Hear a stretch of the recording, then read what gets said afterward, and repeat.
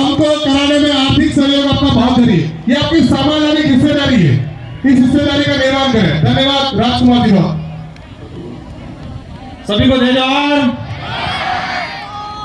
पहले हम थोड़ी माफी मांगेंगे, हम लेट हो गए काफी बहुत, क्योंकि बांसवाड़ा वालों ने हक ज्यादा जता दिया है। बांसवाड़ा वालों का कहना है कि डूंगरपुर में पहले 5 साल निकाले, अब बांसवाड़ा में ज्यादा समय देना है, उस वजह से हम थोड़ा लेट हुए। लेकिन फिर भी मैं आप सबको दिल की गहराई से धन्यवाद देना चाहूंगा। 11 बजे से कार्यक्रम शुरू हुए और ये 6 बजने आ रही है, फिर भी आप डटे हुए, उसके लिए एक बार जोरदार आपके लिए तालियां बजा दी जाए। आज ये जो जुनून है, ये उत्साह है, एक जोश जज्बा है, ये संकेत कर रहा है कि आने वाले समय में हमारे इस क्षेत्र के साथ साथ पूरे देश के अंदर एक शानदार क्रांति लाएंगे। ये संकेत कर रहा है आज का जो जुनून। साथियों, विश्व आदिवासी दिवस, ये जो दिवस है, ये हमारे लिए, इस देश के लिए, पूरे विश्व के लिए और मानव मात्र के लिए एक महत्वपूर्ण दिवस है विश्व आदिवासी दिवस।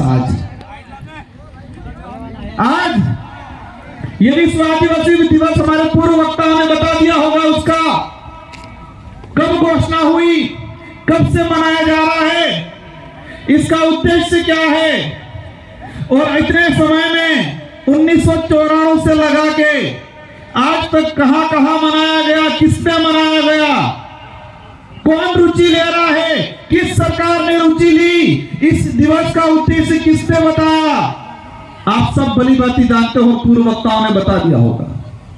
विश्व आदिवासी दिवस हमारी होली है, मान लो दिवाली है, आपका दूसरा कोई त्योहार है, सबसे बड़ा त्योहार विश्व आदिवासी दिवस का दिन है और सबसे बड़ा त्योहार है ये हमारे लिए आज। साथियों, वो दिन याद आ रहा है मुझे जब 2015 के अंदर 2016 में हम कलेक्ट्री गए थे, विश्व आदिवासी दिवस मनाना है, हमें कहीं जगह दिया जाए। तात्कालीन प्रशासन, तात्कालीन सरकार ने कहा नहीं मना सकते हो आप।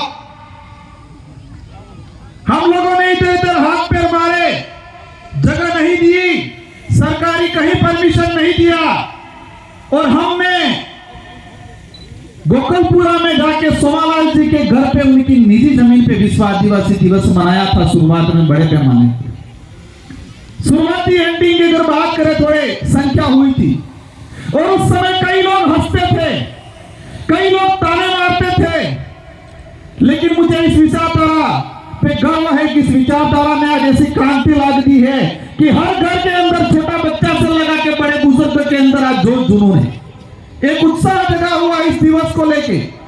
यह दिवस इसलिए मनाया जा रहा है, यूएनओ ने, विश्व ने मिलकर इसलिए इसको घोषित किया गया है क्योंकि इस धरती को बचाना है, मानव जीवन को बचाना है, और मानव जीवन को बचाना है तो प्रकृति को बचाना पड़ेगा। और प्रकृति, कुदरत तभी बच सकती है कि आदिवासी समाज बचेगा तो ये कुदरत, प्रकृति बचेगी, जल जंगल जमीन बचेगा। ये विश्व के कई बुद्धिजीवियों को समझ में आया कि पूरे विश्व के अंदर जो ग्लोबल वार्मिंग हो रही है, पेड़ कटाई हो रही है, इधर इधर पहाड़ों को प्रकृति के साथ जो अन्याय हो रहा है, उसका एक ही उपाय है, क्योंकि उनकी रक्षा आज से हजारों सालों से आदिवासी समाज करता आया है। आदिवासी समाज का संरक्षण करेंगे तो प्रकृति का शरण होगा। ये विश्व के बुद्धिजीवी लोगों ने, यूएनओ में बैठने वाले लोगों ने समझा और इसलिए विश्व आदिवासी दिवस की घोषणा की। लेकिन बड़े दुख की बात है, उस समय में लगाकर आज तक किसी भी सरकार ने विश्व आदिवासी दिवस को अपने विवेक से, उत्साह से नहीं मनाया, किसी भी सरकार ने। लेकिन हमें गर्व है कि हमने यहाँ पर आदिवासी छात्रावास के अंदर आप सभी ने मिलकर एक कारवा खड़ा किया। उस समय तत्कालीन सरकार थी वसुंधरा गवर्नमेंट की, और उन्होंने मजबूर में ऐच्छिक अवकाश घोषित किया। और 2018 में 84 और सागवाड़ा की जनता आप सबकी मेहरबानी से 2 विधायक जीत के गए, और 2 विधायकों के जीतने की वजह से हमने दमखम से अशोक जी गहलोत से कहा, अगर आदिवासी हितैषी हो, उसके लिए कुछ कर सकते हो तो आदिवासी दिवस का राजकीय अवकाश घोषित किया जाए, मांग रखी और उनको मानना पड़ा। और 2018 में विश्व आदिवासी दिवस की सरकारी अवकाश किया गया 2019 के अंदर। कुछ लोग कहते हैं क्या किया, क्या उपलब्धि। ये बहुत बड़ी उपलब्धि है हमारे लिए, हमारी आइडेंटिटी, हमारे अधिकारों की रक्षा। यूएन ने जो विश्व आदिवासी दिवस घोषित किया गया था उसको राजकीय अवकाश घोषित कराया। पूरे राजस्थान के अंदर कर्मचारियों के माता पिता आज पूछ रहे हैं, आज स्कूल क्यों नहीं गया, आज हॉस्पिटल में क्यों नहीं गया, किसकी छुट्टी है। हर कर्मचारी अपने माँ बाप को जवाब दे रहा है, वो किसी भी समाज का हो, कह रहा है कि आदिवासी दिवस है आज। पूरे राजस्थान के अंदर हर माँ बाप पूछ रहा होगा, बच्चे पूछ रहे होंगे उनके पिताओं से कि आज किसकी छुट्टी है।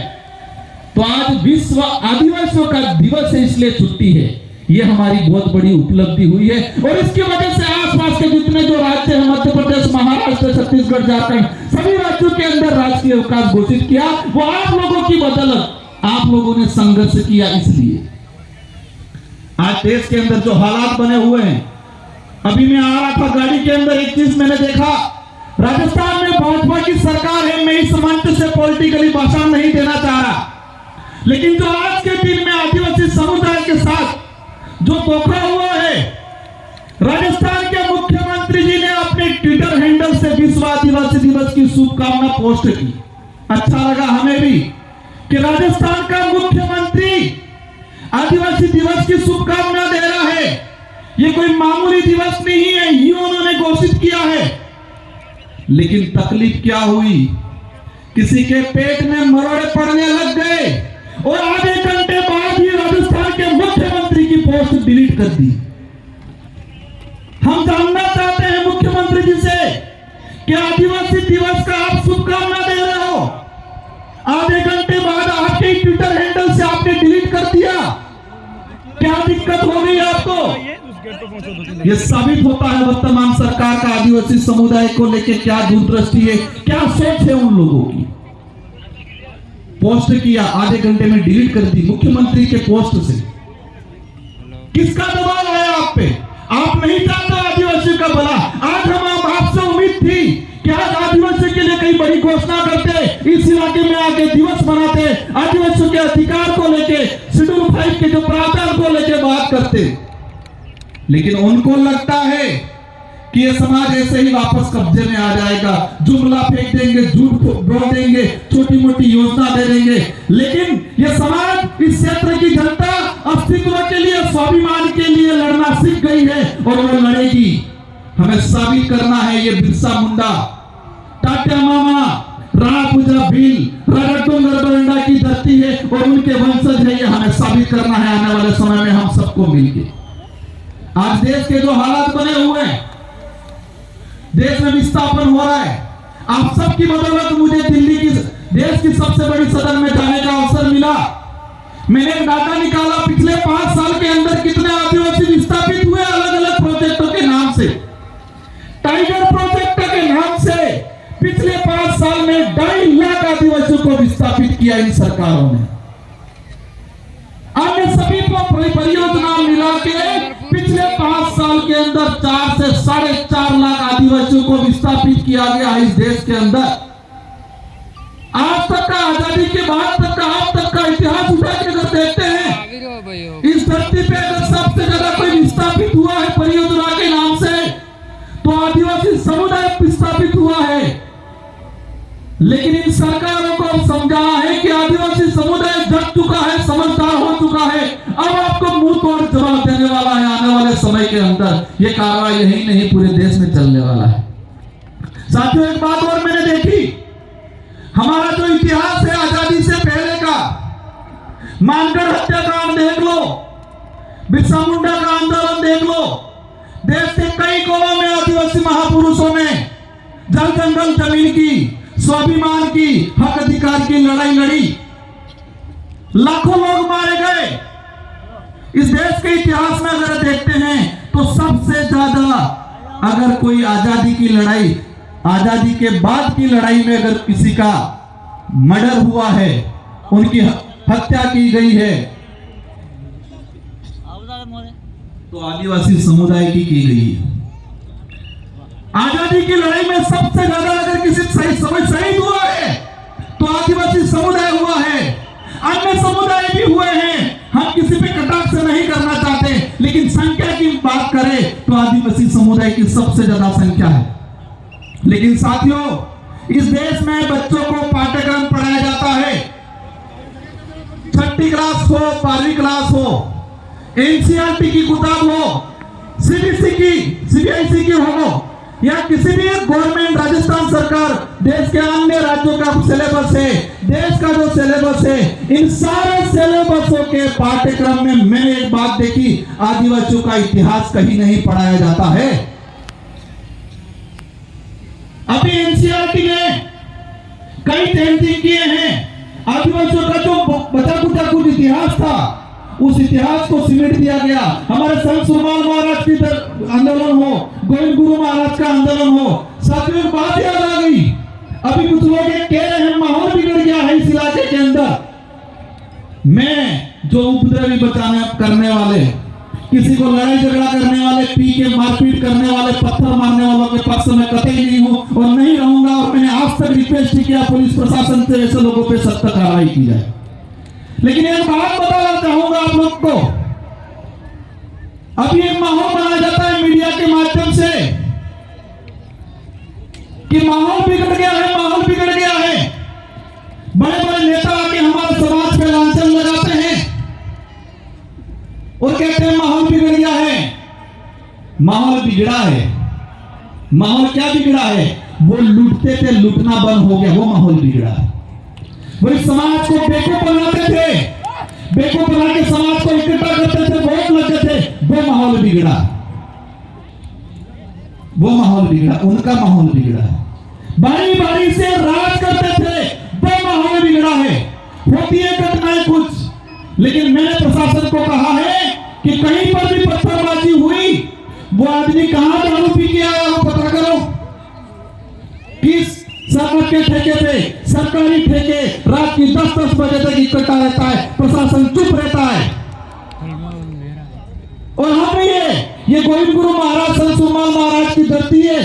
हमारे पुरखों ने शराब को लेकर आंदोलन छेड़े थे। हम लंबे समय से कह रहे हैं कि इस इलाके के अंदर शराबबंदी होनी चाहिए, लेकिन हो नहीं रही है। और भी दुकानें बढ़ाते रहे, रात की 12-12 बजे तक दारू बिचवा रहे। एक बात और बता दें आपको, ये लोग कहते हैं नारियों का सम्मान करेंगे, उनको शर्म आनी चाहिए। महिलाओं के लिए दारू की अलग से ठेके खोल रहे हैं ये लोग। दारू की दुकान पे लिख रहे हैं कि ये महिला के लिए दारू की दुकान है। साथियों, बातें बहुत सारी हैं, लेकिन हमारा एक ही आंदोलन है। गोविंद गुरु महाराज, संत सुरमाल महाराज का जो आंदोलन था उसको आगे बढ़ा रहे हैं। और हमारे इस इलाके में अगर सरकार बोला चाहती है तो दारू विहीन होना चाहिए। होना चाहिए, नहीं होना चाहिए? हमारा गरीब आदमी खुद देसी कोई 2 बोतल बना लेता है, और 2 बोतल बना के अगर पीने का काम करता है, या कई 60-70 रुपए में बेच के घर गुजारा चलाता है, वहां कार्रवाई होती है। और वो आदमी, उसका कोई मेहमान आ गया, पूजा पद्धति है, तो उसको सरकारी ठेके पे 800-1000 रुपए में बोतल लानी पड़ती है। जो काम 60 रुपए में हो रहा है, वो काम ये लोग 1000 रुपए में करवा रहे हैं और कह रहे हैं माहौल बिगड़ गया। आपने कहा पावण आई कि तो 8 रुपए बोतल पाइना पीवा वाला बुजुर्ग आदमी का 8 रुपए में काम था नहीं था। लेकिन ये सरकार, यहाँ का प्रशासन उस गरीब आदमी की बंद कर रहा है, उसको कह रहे हैं कानूनी कार्रवाई की कह रहे हैं। लेकिन वहां रात की 10-10 बजे तक अंग्रेजी शराब बेचने वाला ठेके खुले रह रहे हैं, वहां पर कार्रवाई नहीं कर रहे हैं ये लोग। इसलिए हम सबकी जिम्मेदारी है, जो विशेषकर युवा साथी है उनको कहना चाह रहा हूं मैं कि दारू हमें बंद करना चाहिए। इंग्लिश दारू तो बिल्कुल बंद करना चाहिए। इंग्लिश के लिए हाथ खड़े कर दो सब। फिर बंद रात जाएंगे गाड़ी दियो नहीं हो। तो आज धर्म को लेके माहौल बना रहे हैं ये लोग। मैं बांसवाड़ा गया था, कार्यक्रम में एक आदमी को पोस्टर, दारू पिला के पोस्टर पकड़वाया था। हमारा जो कार्यक्रम था उसके पास में दारू पिला के खड़ा किया था, पोस्टर बनवाया था कि आदिवासी हिंदू है, हम ये हैं वो है, पोस्टर पकड़ा के खड़ा कराया था। मैंने पता करवाया, उसको पिला के भेजा था। 500-1000 रुपये दिए थे पोस्टर पकड़ के खड़ा रहना। हम किसी भी धर्म का विरोध नहीं करते, हर धर्म का सम्मान करते हैं। लेकिन ये बात सही है और सही बात को कहने में हमें कोई एतराज नहीं है कि आदिवासी समुदाय न हिंदू है, न ईसाई है, न सिख है। आदिवासी समुदाय धर्म पूर्वी समुदाय है। ये बात कह रहे हम किसी धर्म को गाली थोड़ी दे रहे हैं। हमारा समाज ऐसा है, 1000 लोगों का परिवार है, गांव है, और एक कोई अन्य समाज का, ब्राह्मण हो, जैन हो, राजपूत हो, उस आदमी का घर होता है। सब मिलकर उसकी सुरक्षा करते, कभी परेशान नहीं करते। ये समाज है वो। किया आज तक हमारे पूर्वजों ने भी नहीं किया, हमने भी नहीं किया। हम भाईचारे के साथ रहना चाहते हैं, लेकिन माहौल क्या बढ़ा रहे हैं? क्या माहौल बढ़ा रहे हैं? संत सुरमाल महाराज ने इस क्षेत्र में हक अधिकार को लेके, जल जंगल जमीन को लेके, भक्ति को लेके, भेंट बगार के खिलाफ, मुगली शासन व्यवस्था, अंग्रेजी शासन व्यवस्था, राजा रजवाड़ों की शासन व्यवस्था के खिलाफ लड़े। लेकिन माहौल क्या बनाया? यह सिर्फ नर्क हो जाता था भक्ति। बिलराज कायम करने की गोविंद गुरु महाराज ने वो कल्पना की थी। हम सबका सपना है, और ये बात याद रखना, कोई कुछ भी कहे कि नहीं बनेगा बिल प्रदेश। वही लोग 5 साल पहले जोहार का विरोध करते थे, आज जोहार बोल रहे हैं।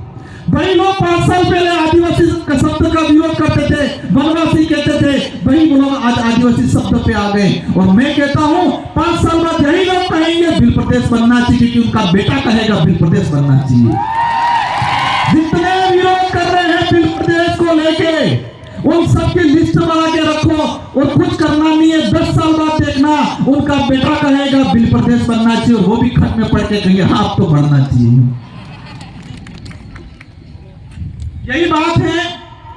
हमारे यहाँ से असम के हमारे मोरान कम्युनिटी, मोरान ट्राइबल के कल्चर के टीम आई हुई है। उनका एक कार्यक्रम होगा, 10 मिनट का कार्यक्रम है, सभी को शांतिपूर्वक सुनना है। हमारा सबका एक ही लक्ष्य है।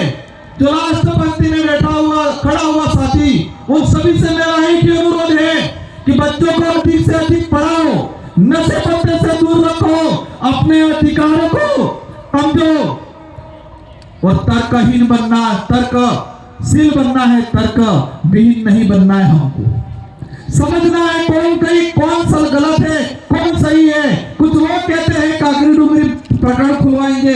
अगर तुम्हारा उद्देश्य यही है आदिवासी समुदाय को जेल में डालना है, तो कोई दिक्कत नहीं, हम जाने के लिए तैयार हैं, लेकिन घुटने नहीं टेकेंगे तुम्हारे हम लोग। ये तो तुम्हारा ले लेगा, और एक वक्त आएगा तुम्हारा रगड़ा निकल जाएगा इस इलाके से, सब कुछ खत्म हो जाएगा। आप सभी को खूब खूब धन्यवाद। मेरी बात को सुना, मुझे उम्मीद है कि आप इस बात को समझोगे, अपने घर तक ले जाओगे, अपने जीवन में, अपने परिवार में इसका अमल करोगे। और एक ही बात ठान के जाना है, एक क्रांति लानी है शिक्षा के क्षेत्र में। हमको बच्चों को पढ़ाना है, हमको बच्चों को नशों से दूर रखना है, हमको बच्चों को खेल के क्षेत्र में आगे बढ़ाना है। और हम लोग 5 साल का मुझे अवसर मिला है, मैं कोशिश करूंगा इस क्षेत्र के अंदर आप सबके साथ सहयोग से कि शिक्षा के क्षेत्र के अंदर, खेल के क्षेत्र के अंदर एक हम क्रांति लाए, और इसमें आप सबका साथ सहयोग चाहिए। इन्हीं शब्दों के साथ आप सबको धन्यवाद, आभार। जय जोहार, जय भील प्रदेश।